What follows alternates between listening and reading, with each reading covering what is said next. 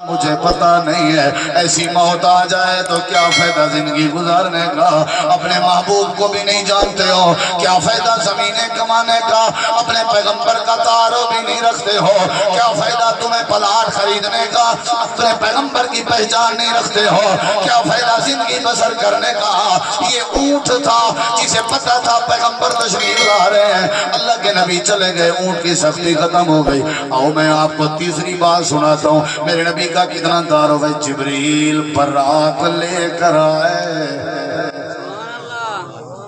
جانتے ہیں براق؟ ادھر دیکھیں، جب معراج پہ تیاری تھی، براق تشریف رکھی ہے اللہ کے نبی، ادھر دیکھیں، آپ اپنا پاؤں رکھنے لگے، براق سواری کودنے لاتے جبریل نے جب چھوڑ دیا تو فرمایا اللہ کے نبی تشریف لے